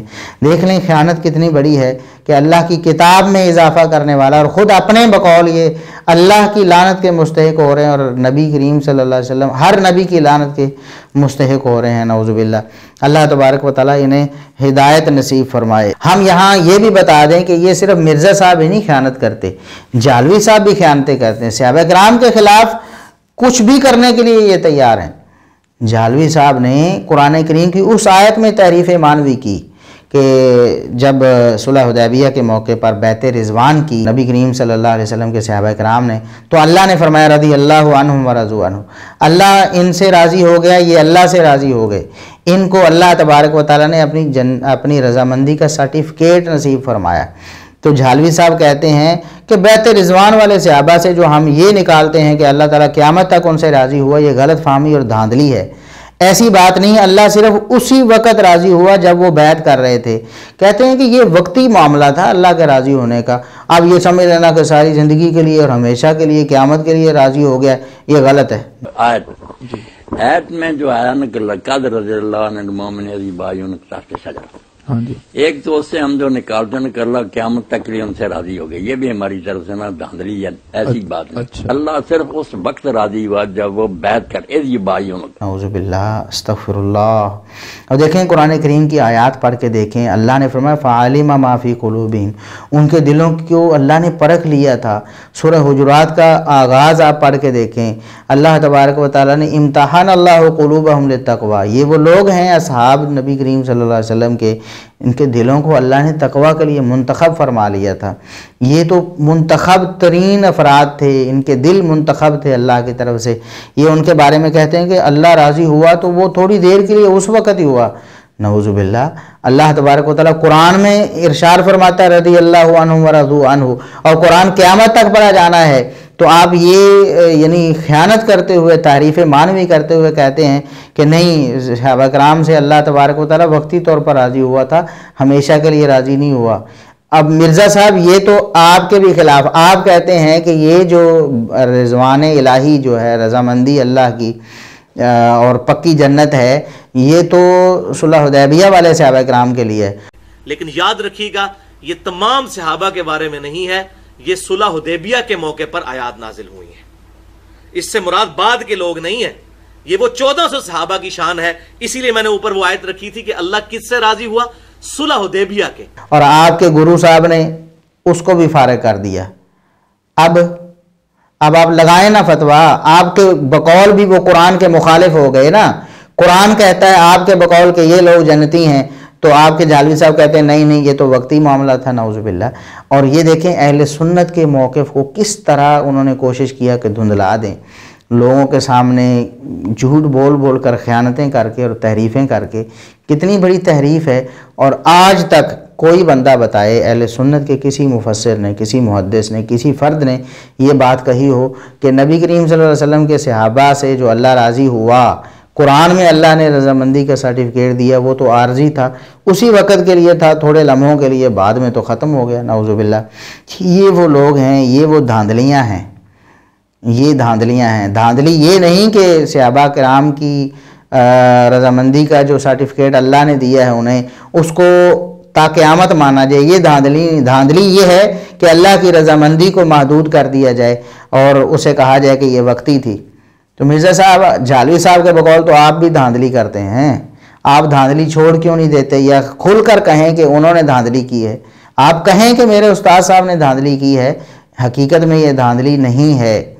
تو مرزا صاحب یہ آپ کی حالت ہے اور آپ کے استاد صاحب کی یہ حالت ہے، اللہ تبارک و تعالیٰ آپ کو ہدایت نصیب کرے۔ اب مرزا صاحب کہتے ہیں یہی جو حدیث شروع کی انہوں نے بیان کرنا کہ اللہ اور انبیاء کی لعنت ہوتی ہے 6 قسم کے لوگوں پر، ان میں سے ایک وہ تھا طاقت کے بلبوتے پر مسلط ہونے والا شخص تاکہ کسی عزت والے کو ذلیل کر دے۔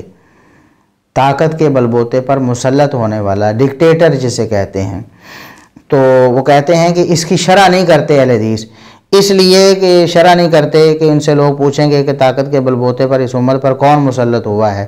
طاقت کے بلبوتے پر امت پر وہی مسلط ہوا جس کے بارے میں ہم چیپٹر کلوز کر چکے ہیں 5B ریسرچ پیپر میں۔ صحیح بخاری میں حدیث موجود ہے، حضرت معاویہ رضی اللہ عنہ نے اپنی وفات سے 4 سال پہلے تلوار کے زور پر اپنے بیٹے کی بیعت لی۔ طاقت کے بلبوتے پر مسلط ہونے والا شخص تاکہ کسی عزت والے کو ذلیل کر دے۔ اے وجہ جدید شرح نہیں کرتے، تو ان سے پوچھے طاقت کے بلبوتے پہ اس امت پہ کون مسلط ہوا ہے؟ صحیح، اس وجہ سے سر وہ گستاخی کا فتویٰ لگاتے ہیں۔ طاقت سے اس امت پہ وہی مسلط ہوا ہے جس کے بارے میں ہم چیپٹر کلوز کر چکے ہیں 5B لکھ کے۔ واقعہ کربلا کا حقیقی پس منظر 72 صحیح الاسناد حدیث کی روشنی میں آپ اس میں دیکھ لیں۔ صحیح بخاری میں حدیث موجود ہے 4827 4827 کہ حضرت معاویہ رضی اللہ تعالیٰ عنہ نے اپنی وفات سے 4 سال پہلے تلوار کے زور پر اپنے بیٹے کے لیے بیعت لی۔ نعوذ باللہ، صحیح بخاری پر یہ کتنا بڑا جھوٹ ہے۔ اور آپ دیکھیں کہ یہ لوگ ویسے کہتے ہیں ہم بڑا ادب و احترام کرتے ہیں صحابہ کرام کا، سیدنا معاویہ رضی اللہ عنہ کو ان لوگوں میں شامل کیا ہے جن پر اللہ کی اور انبیاء کی لعنت ہے، نعوذ باللہ۔ حدیث یہ پیش کی کہ ایسے شخص پر اللہ کی لعنت ہوتی ہے اور اللہ کے انبیاء کی لعنت ہوتی ہے، ایسا شخص جو بزور بازو کسی قوم پر مسلط ہو جائے تو کہتے ہیں کہ اس کی مثال سیدنا معاویہ رضی اللہ عنہ، نعوذ باللہ، وہ لوگوں پر مسلط ہو گئے اور اس کے لیے جھوٹ بولنے سے بھی انہوں نے گریز نہیں کیا۔ صحیح بخاری پر جھوٹ بول دیا کہ انہوں نے تلوار کے زور پر اپنے بیٹے کے لیے بیعت لی اور صلح حسن کے اس عہد کو توڑ دیا کہ امت کو شورا کے حوالے کریں گے۔ حضرت معاویہ رضی اللہ تعالیٰ عنہ نے اپنی وفات سے 4 سال پہلے تلوار کے زور پر اپنے بیٹے کے لیے بیعت لی اور صلح حسن کے اس عہد کو توڑ دیا کہ امت کو شورا کے حوالے کریں گے۔ یہ دونوں باتیں جھوٹ ہیں۔ آپ صحیح بخاری اٹھا لیں 4827 نمبر، اس حدیث میں بلکہ دنیا کی کسی صحیح حدیث میں آپ کو یہ دونوں باتیں نہیں ملیں گی، بلکہ ان دونوں میں سے کوئی ایک بھی نہیں ملے گی۔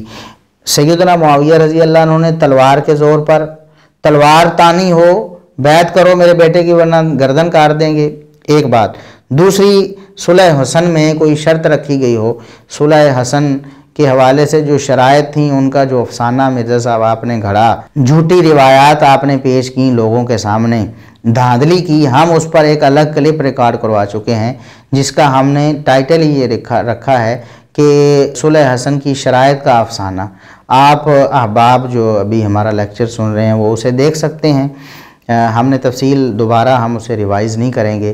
بہرحال بس خلاصتاً یہی کہہ دیتا ہوں کہ ایسا قطعاً ثابت نہیں ہے کہ صلح حسن جب ہوئی تھی اس وقت کوئی شرطیں رکھی گئی ہوں اور ان میں سے کوئی شرط ایسی ہو کہ سیدنا معاویہ رضی اللہ عنہ اپنے بعد اپنے بیٹے کو وہ حکمران نامزد نہیں کر سکیں گے بلکہ شورا کے حوالے کریں گے، ایسی کوئی بات نہیں ہے، بالکل جھوٹ پر مبنی ہے۔ اور سیدنا معاویہ رضی اللہ عنہ نے اپنے جو معتمد صحابہ تھے، صحابہ کرام جو ان کے قریبی تھے، ان سے مشورے کے بعد ہی یہ فیصلہ کیا تھا کہ اپنے بیٹے کو نامزد کریں۔ بہت سے صحابہ کرام نے بیعت کی ان کے بیٹے کی۔ بہرحال ہمارا یہ موضوع نہیں ہے۔ سیدنا عبداللہ بن عمر رضی اللہ عنہما لوگوں کو روکا کرتے تھے، تم نے معاویہ کے بیٹے کی جو بیعت کی وہ اللہ رسول کی بیعت کی ہے، خبردار تم نے توڑی، اگر تم نے توڑا تو میرے ساتھ تمہارا کوئی تعلق نہیں۔ یہ صحیح بخاری میں موجود ہے۔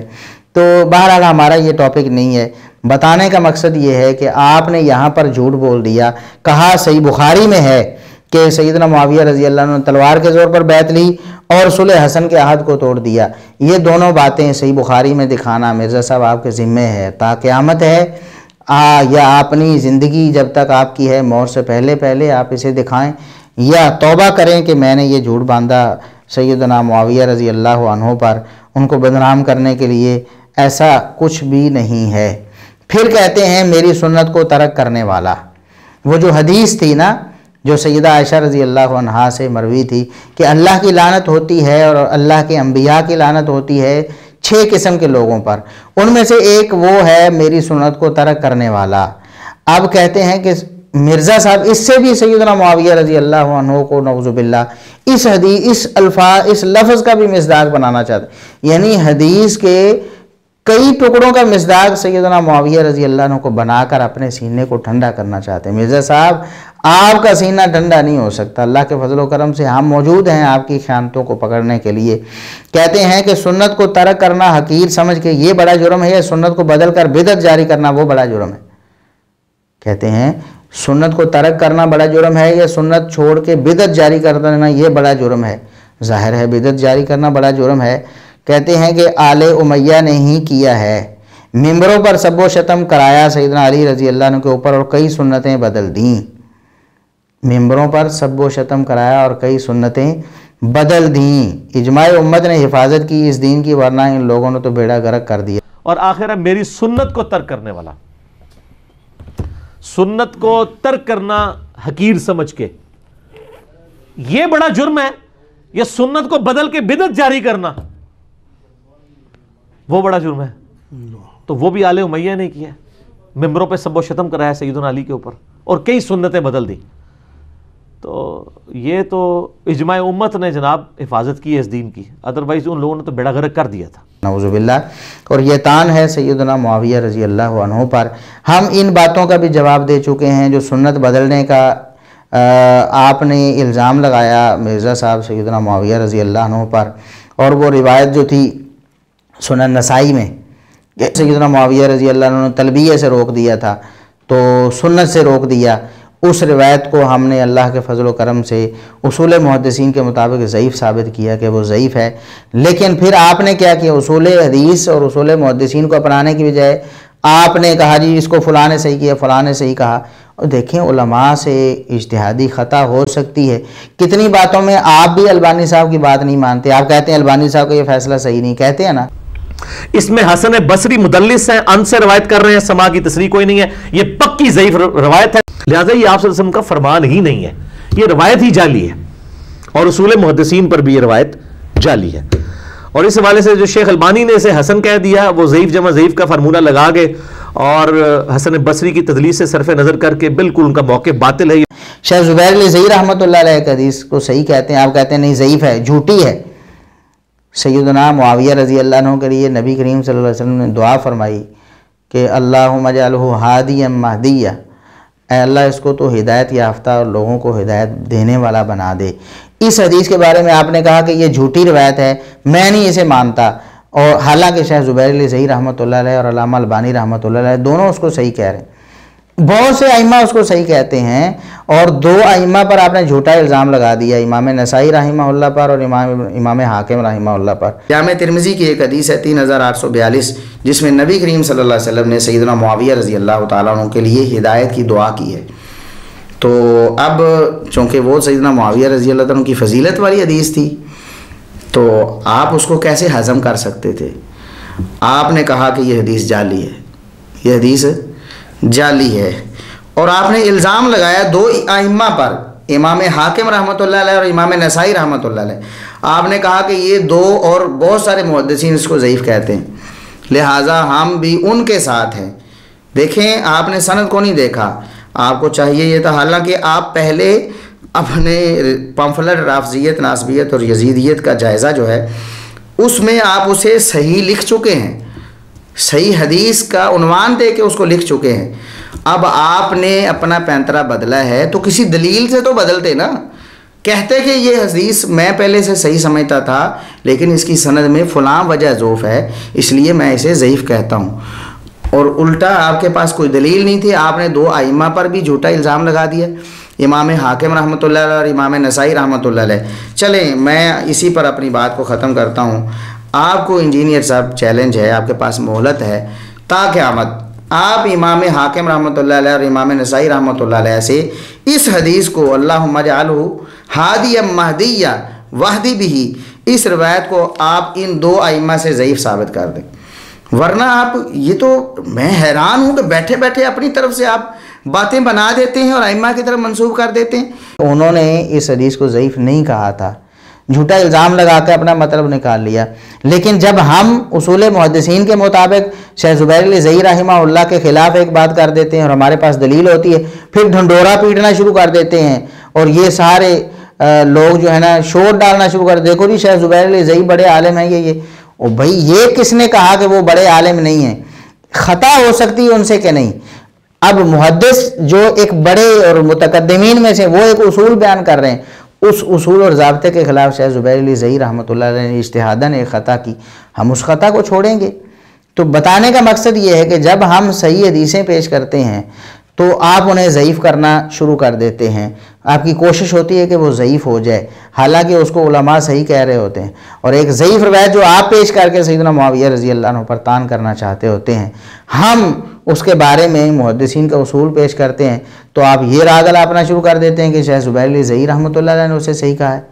بھائی کہا ہے لیکن یہ ان کی خطا ہے، ہم نے اصول محدثین کے مطابق اس کو ضعیف ثابت کیا ہے، ہمارا پورا کلپ بھی اس پر ہے کہ سیدنا معاویہ رضی اللہ عنہ نے کوئی سنت نہیں بدلی ہے، اور یہ جو آپ نے کہا کہ ممبروں پر شب و شتم کرایا سیدنا علی کے اوپر، یہ بھی ہم پیچھے بیان کر چکے ہیں، یہ بالکل جھوٹ ہے، مرزا صاحب اس کی کوئی دلیل پیش نہیں کر سکے آج تک اور قیامت تک پیش نہیں کر سکیں گے۔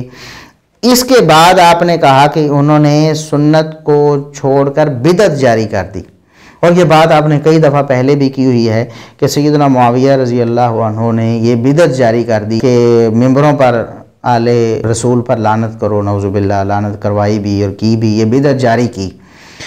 یہ کتنا بڑا یہ کتنا بڑا فتویٰ ہے اور توہین آمیز بات ہے سیدنا معاویہ رضی اللہ عنہ کے بارے میں کہ انہوں نے سنت کو بدل کر بدعت جاری کر دی.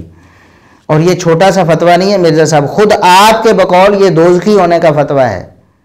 سیدنا معاویہ رضی اللہ عنہ پر اور سیدنا ابو سفیان رضی اللہ عنہ پر یہ دوزخی ہونے کا فتویٰ آپ نے لگایا ہے، کیونکہ آپ نے علماء عرب پر طنز کرتے ہوئے کہا تھا کہ علماء عرب کو بدعت کی ڈیفینیشن ہی نہیں پتہ. سعودیہ کے علماء جب آپ فتوے ان کے پڑھیں تو عقل والا بٹن بھی آن کر لیا کریں. جب آپ لفظ بدعت بولیں گے تو نبی علیہ السلام کی ٹرم میں بدعت نٹوریس لفظ ہے.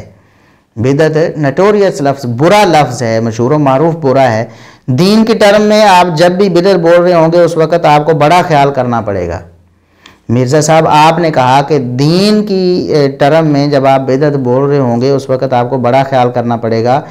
آپ بدعت کا لفظ بول کر کسی کے اوپر دوزخی ہونے کا فتویٰ لگا رہے ہوں گے. میں نے کہا تھا کہ ان کو بدعت کی ڈیفینیشن ہی نہیں پتہ. یہ تو پھر آپ زندگی میں ہر چیز پہ بیٹھ اور یہ غلط ہے. تحقیق کریں یار سعودیہ کے علماء کی نا جب آپ فتوے پڑھیں نا تو تھوڑا اپنا وہ عقل والا بٹن بھی آن کر لیا کریں. ٹھیک ہے تو بدعت ہی ہے. بدعت کیوں ہے؟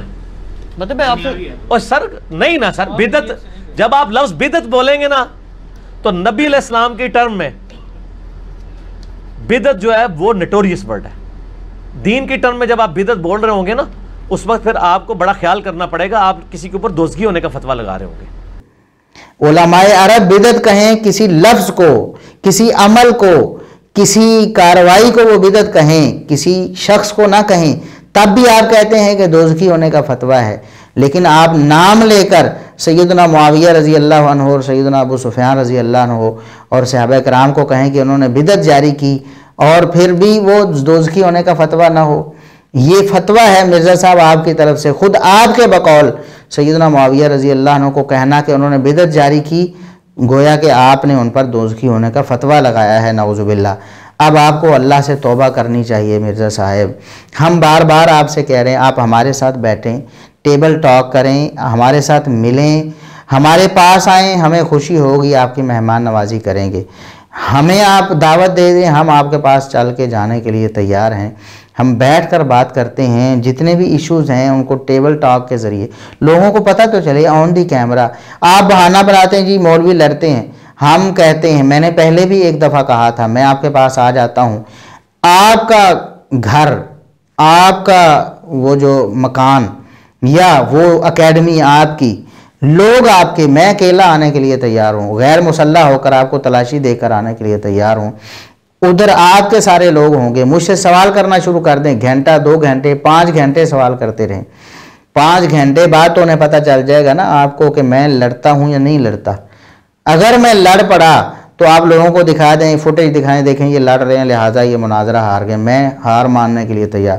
اور اگر میں نہ لڑوں، 5 گھنٹے بھی آپ کے سوالوں کے جوابات دیتا ہی رہوں، 5 گھنٹے بھی مسلسل، تو پھر تو آپ میرے ساتھ ٹیبل ٹاک کریں نا. پھر آپ کا یہ بہانہ کہاں چلا جائے گا کہ جی یہ لوگ لڑتے جڑتے ہیں اس لیے میں مناظرہ نہیں کرتا. ہم مناظرے کے لیے بھی، ہم ٹیبل ٹاک کے لیے کہتے ہیں. جس طرح آپ اپنے حواریوں سے بھی تو بات کرتے ہوں گے، ہمارے ساتھ بھی بات کریں، دلائل کا تبادلہ کریں. اس طرح آپ بیٹھے ہوئے ہیں کبوتر کی طرح آنکھیں بند کی ہوئی ہیں اور کہہ رہے ہیں مجھے تو، میں تو نہیں سنتا جی، میں نہیں سنتا. آپ یہ کہہ کر کس کو دھوکہ دیں گے مرزا صاحب؟ لوگ اب گھاس نہیں کھاتے ہیں، لوگ آپ کو چھوڑتے چلے جا رہے ہیں، 40 افراد اکٹھے چھوڑے جا رہے ہیں اور آپ ابھی کہتے ہیں نہیں میں سنتا نہیں جی، میرے پاس ٹائم نہیں ہوتا، میں نہیں سنتا. لوگ آپ کو سناتے ہیں مرزا صاحب، آپ کو ای میلز کرتے ہیں، آپ کو فون کرتے ہیں، آپ کو میسج کرتے ہیں کہ اس بات کا جواب دو، یہ اعتراض آیا ہے، یہ اعتراض آیا ہے، یہ اعتراض آیا ہے. لیکن آپ نے آنکھیں بند کی ہوئی ہیں، آپ نے آنکھیں بند کی ہوئی ہیں. آپ قابو میں آ چکے ہیں مرزا صاحب. آپ لوگ آپ کی حقیقت کو سمجھ چکے ہیں. وہ لوگ وہی پچھلے ہم نے وہ کلپ لگایا بھی ایک بھائی کا، وہ کہتے تھے کہ مرزا صاحب خود کہتے تھے میں بڑا علمی کتابی ہوں، تو باقی سب کو جناب طارق جمیل صاحب کا نام لکھ کر ان کو جواب دے رہے ہیں، مفتی طارق مسعود صاحب کو جواب دے رہے ہیں ادھر ادھر، تو حافظ ابو یحییٰ صاحب کو کوئی جواب نہیں دے رہے. اس کا مطلب ہے ان کے پاس کوئی جواب نہیں ہے. یہ لوگ اب سمجھ رہے ہیں اور الحمدللہ وہ پلٹ کر آ رہے ہیں. اگر آپ انہیں سنبھالنا چاہتے ہیں تو آپ کو چاہیے نا جواب دیں، آپ جواب دیں. اور اگر آپ جواب نہیں دے رہے کوئی بھی نہیں ٹکے گا. آپ کے پاس جواب ہے بھی نہیں، آپ دینے کی کوشش کریں گے تب بھی مرزا صاحب نہیں دے سکتے. اس لیے خیریت و عافیت اسی میں ہے کہ آپ قرآن و سنت کے اس منہج پر آ جائیں جو سلف صالحین نے اپنایا تھا. صحابہ کرام سے بھی محبت کریں، اہل بیت سے بھی محبت کریں، اہل سنت کا جو درمیانہ اعتدال والا راستہ اس پر چلیں. نہ آپ رافضی بنیں، نہ آپ ناسبی بنیں، آپ اہل سنت بن جائیں. آپ یہ جھوٹا دعویٰ اہل سنت ہونے والا چھوڑ دیں یا اہل سنت کے منہج پر ہونے والا چھوڑ دیں، کیونکہ امام اہل سنت احمد بن حنبل رحمہ اللہ فرماتے ہیں ایسے لوگوں کے پیچھے نماز بھی نہیں پڑھنی، ایسے لوگوں کی کوئی عزت و تکریم نہیں، ایسے لوگوں کے پاس بیٹھنا بھی نہیں. تو یہ وہ لوگ ہیں، اور فرمایا یہ برے لوگوں، برا قول ہے، یہ ردی بات ہے. تو ایسی باتیں آپ کرتے ہیں، ایسے موقف آپ کے ہیں، پھر بھی آپ کہتے ہیں میں اہل سنت کے منہج پر ہوں. اللہ تبارک و تعالی ہمیں جب تک ہماری زندگی ہے ہمیں اہل سنت کے منہج پر کاربند رکھے. اللہ تبارک و تعالی جب ہماری موت آئے اس وقت بھی اللہ کی توفیق سے ہم اسی منہج پر قائم رہیں. اللہ تبارک و تعالی ہمارا حشر اہل سنت کے ساتھ، ان کی ائمہ کے ساتھ، اہل بیت کے ساتھ، صحابہ کرام کے ساتھ کرے، اور جنت میں اللہ تبارک و تعالی اپنے نبی کریم صلی اللہ علیہ وسلم کا ساتھ، آپ کے صحابہ کا ساتھ، آپ کے اہل بیت کا ساتھ ہمیں نصیب فرمائے. وآخر دعوانا ان الحمد للہ رب العالمین.